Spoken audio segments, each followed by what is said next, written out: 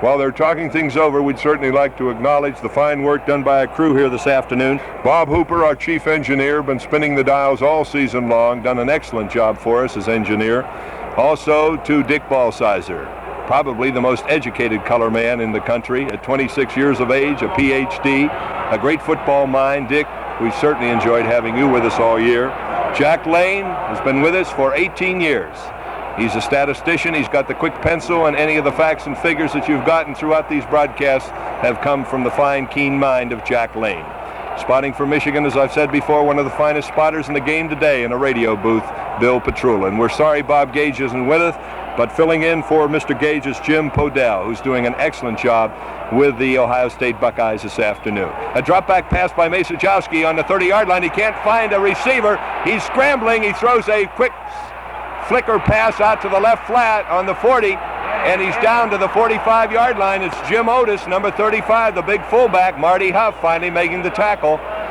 A substitute in the booth here, spotting Ohio State, is Jack Reeves, one of the all-time Ohio State rooters, graduated back about the time the Glacier moved over Columbus. No, I'm only kidding, Jackson. You're not any more than 39 years old, and you're doing a fine job now spotting those Buckeyes. The ball is spotted at the 45-yard line of Ohio State. The Buckeyes take timeout with 2 minutes and 27 seconds remaining, and we call time in for a word from the gentleman who you really must appreciate, because if it weren't for these men, you wouldn't have heard all of this fine football all fall long over this, the Michigan Football Network. Masajowski throws, and it's caught way downfield on the 32-yard line by Dick Kuhn. And so Ohio State, with 2 minutes and 20 seconds remaining, has just caught a long bomb thrown by Masajowski, caught by Dick Kuhn, and the Buckeyes dig in. It is Masajowski at quarterback now. There is Masajowski back again to the 40-yard line, having plenty of time. He's hit from behind. He eats the ball on the 40-yard line. It's Cecil Pryor, the big Corpus Christi senior tackle, number 55, barreling in from the blind side to drop Masajowski down on the Michigan 40-yard line. The Buckeyes lose 8 yards on the play, and Ohio State calls timeout. The Buckeyes have 2 timeouts left. Coming way down from the end zone is Marty Huff. And so now Michigan is checking in a real stellar defense, meaning that they want to get the pass prevent in there. So Eddie Moore is coming in place of Marty Huff, because they figure Moore is quicker, more agile, and they've always used him on passing situations by the offense. And this is certainly a passing situation. The score is Michigan 24, Ohio State 12. Second down, 18 yards to go for the Buckeyes on the Michigan 41-yard line. Masajowski flanks Jankowski wide to the right. Kuhn wide to the left. He has Hayden back. Hayden blocks. Otis blocks. Masajowski throws, and it is it caught, or did he does. He catches it on the 21-yard line. The ball was caught. It was Dick Kuhn. He caught the ball. It went up in the air, and he caught it again. A good break for Ohio State, as the pass really was dropped up into the air, and then he caught it before it hit the ground. 1 minute and 52 seconds remaining. First and 10 for Ohio State on the Michigan 21-yard line. Hayden deep. Otis blocking. A quick look-in pass. It's intercepted there by Tom Garden. Garden's up to the 30, the 34-yard line, and this may be the beginning of the end of the Ohio State dynasty. Wait a minute, there's a Michigan man down on the field. It's Cecil Pryor, but he's getting up with a big grin on his face. And the Michigan Wolverines take over with 1 minute and 41 seconds remaining. What a tremendous football victory this will be for Michigan. They are ahead by 12 big points at the moment. Ohio State's defense is in there. You will hear this from the shores of Lake Huron to the shores of Lake Michigan. The biggest upset in the history of Michigan football. A tremendously played game by the University of Michigan underdogs here. And the nation will rock with the praises of the maize and blue this evening. Dowdy is deep. Craw is close. Check, it's Taylor. Michigan's back goes over, and they're running an offensive formation that they don't even know what they're running. Moorhead just kept the ball using his head and just moved it out. Craw went in motion, and they're going to penalize Craw. Craw's a senior, and he's so darn happy right now. He just started in motion before the ball was snapped, and in no way does Craw ever move from the I formation before the ball is snapped. That time he just merrily moved over 3 steps, and then all of a sudden he thought, somebody will see this on TV maybe. I better get down. He got down, but he'd already taken up the necessary time prior to being spotted for a full second before the ball was snapped. Meanwhile, Moorhead picked it up, and it goes for naught. They're penalized 5 yards back to the 28-yard line. 1 minute and 39 seconds remaining. It's Taylor deep, Craw close, Moorhead back. Moorhead gives off to Billy Taylor. Taylor is hit at the 28-yard line, picking up absolutely nothing except a lot of Ohio State tacklers and minutes on the clock, or seconds on the clock at this point. And that is the all-important situation now. 1 minute and 25 seconds remaining. Michigan 24, Ohio State 12, as Johnny Gabler comes in to the Michigan backfield. What a tremendous football game this has been. Up over the ball comes Guy Murdoch. Bo Schembechler is smiling. The whole Michigan football family is in ecstasy. Moorhead keeps the ball, just eats it there on the 31-yard line. 59 seconds from here to paradise to Pasadena. Because 59 seconds from now, that Michigan team and bench and about 80,000 fans will go into ecstasy. Bedlam will reign in that Michigan locker room that's just been painted so nicely with maize and blue, and that indoor-outdoor carpeting is going to really take a beating, Richard. I have a hunch there's going to be water and pop and everything all over those lockers and players. Right now, there's timeout down on the playing field.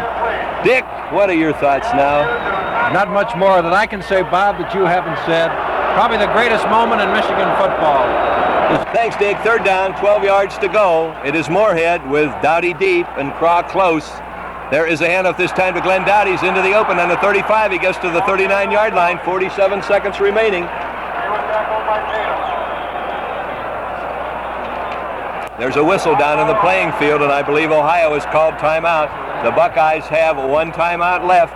The clocks at both ends show 39 seconds remaining. Don't forget your Rose Bowl plans.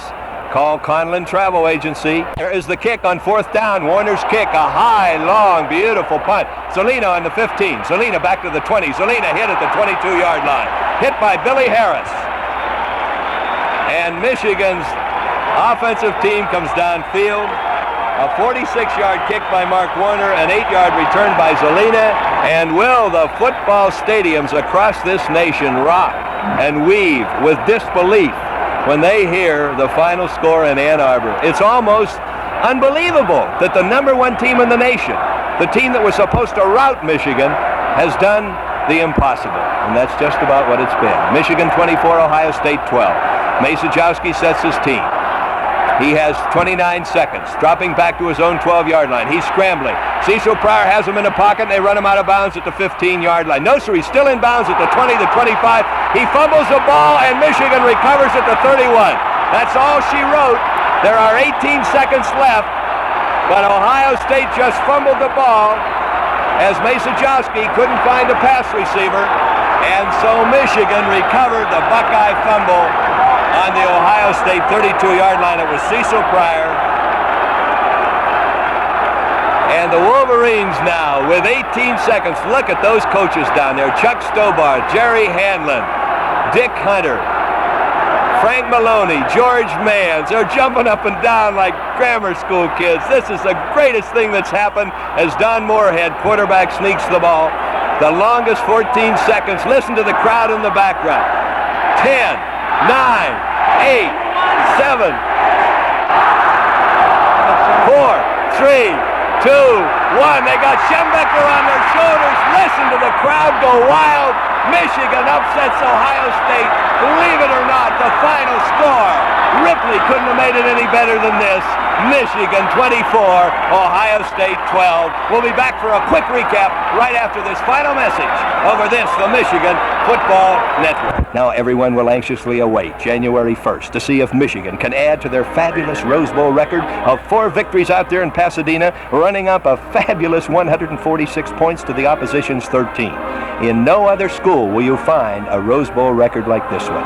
And so with the Michigan Stadium emptying for the last time in '69, and the Michigan Marching Band playing Michigan's alma mater, we come to the time of our broadcast season to say goodbye and remind you that we've certainly appreciated all your patience during our broadcast this fall. We've said it before at the end of other seasons, but I feel it bears repeating. Certainly it's no secret that over the 25 years of broadcasting football, we love football and we love Michigan.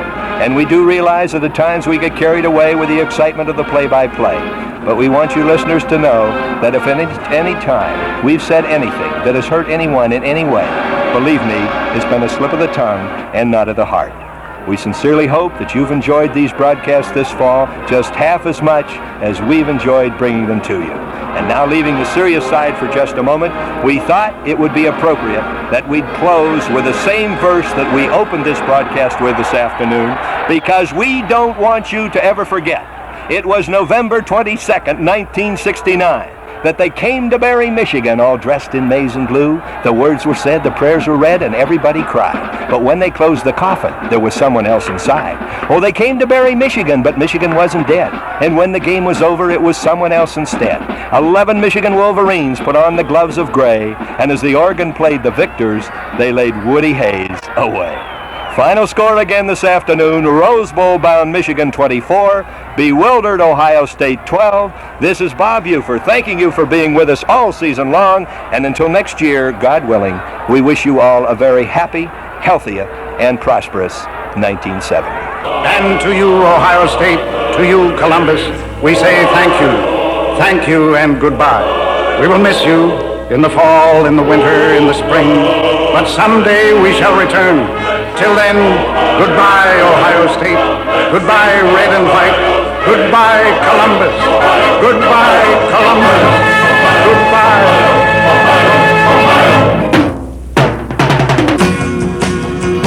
Got to say hello, it's a lucky day.